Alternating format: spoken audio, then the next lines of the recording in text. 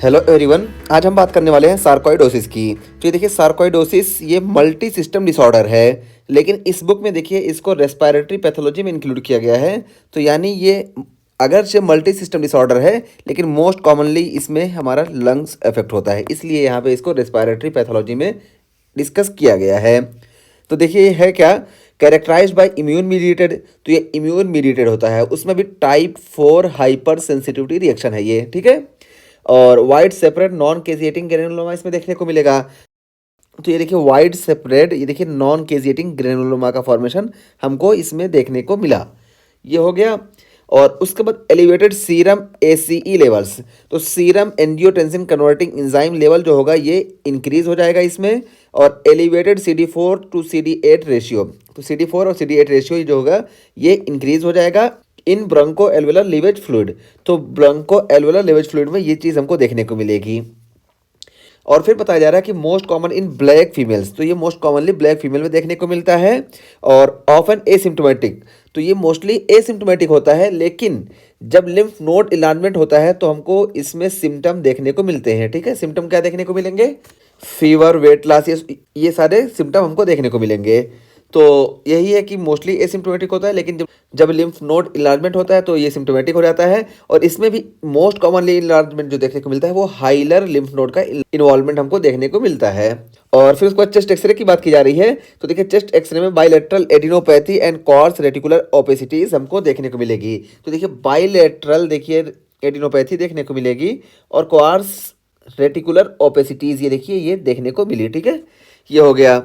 और उसके बाद फिर सिटी की बात की जा रही है, ये चेस्ट एक्सरे की बात थी। अब सिटी की बात करें तो देखिए सिटी में CT of the chest better demonstrate the extensive hilar and mediastinal adenopathy. तो सिटी के जरिए हम extensive hilar and mediastinal adenopathy को डिमॉन्स्ट्रेट कर सकते हैं। तो ये देखिए ये हमारा एक्सरे था, और ये देखिए ये सिटी है, ठीक है। और उसके बाद फिर बताया गया कि इसमें होता क्या है। तो देखिए एसोसिएटेड विद बेल्स पाल्सी, तो ये बेल्स पाल्सी से एसोसिएटेड होता है यूआइटिस ग्रेनुलोमा। और ग्रेनुलोमा में नॉन केजिएटिंग एपिथेलियोइड ग्रेनुलोमा हमको देखने को मिलेगा। और इसमें होता क्या है, तो देखिए कंटेनिंग माइक्रोस्कोपिक शॉमन एंड एस्ट्रियोइड बॉडीज। तो माइक्रोस्कोपिक शॉमन एंड एस्ट्रियोइड बॉडीज हमको देखने को मिलेंगी। ये शॉमन बॉडीज क्या होती हैं? तो ये देखिए कैल्शियम एक्यूमुलेट होने की वजह से ये बेसोफिलिक जो दिखने लगता है उसी को हम बोलते हैं शॉमन बॉडीज। और ल्यूपस पर्नियो भी इसमें देखने को मिलेगा। तो ये ल्यूपस पर्नियो क्या होता है? ये देखिए ये ल्यूपस की ही तरह होता है। तो वही है कि skin lesions on face resembling lupus.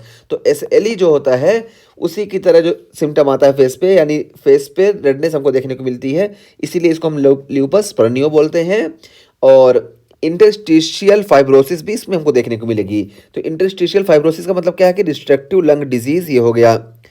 और एरिथमा न्यूडोसम और रूमेटॉइड अर्थराइटिस लाइक आर्थ्रोपैथी, ये सारे इसके क्लिनिकल फीचर हैं।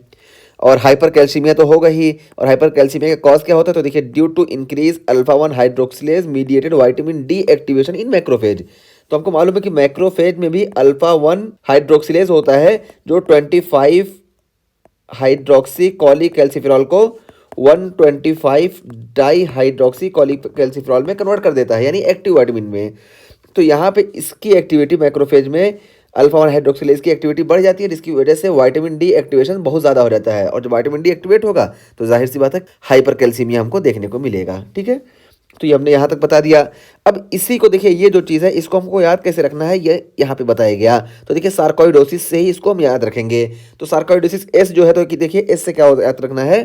तो देखिए associated with granulomas non caseating epithelioid, ये यहाँ पे बताया गया था, non caseating epithelioid containing microscopic Schaumann's. तो S से देखिए शॉमन बॉडीज, और A से देखिए एस्ट्रियोइड बॉडीज, तो ये दोनों हो गया। और R से देखिए रूमेटॉइड अर्थराइटिस लाइक आर्थ्रोपैथी, तो ये R भी हो गया।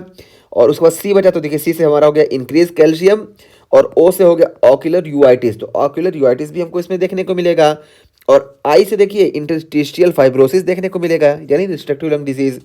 और उसके बाद D से विटामिन डी एक्टिवेशन।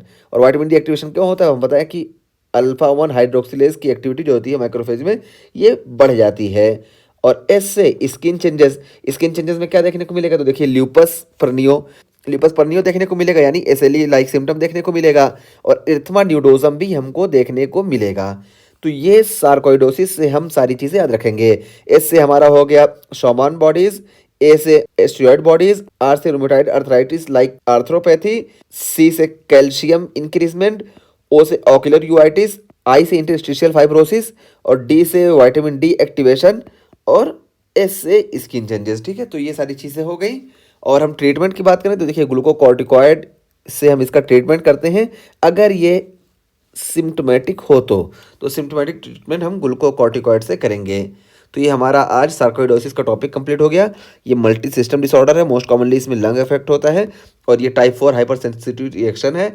और इसमें देखिए ये शॉमान और एस्ट्रॉयड बॉडीज़ ये इसके क्लासिकल फीचर्स हैं और बाकी हम सार्कोइडोसिस से इसके सारे क्लिनिकल फीचर हम याद रखेंगे।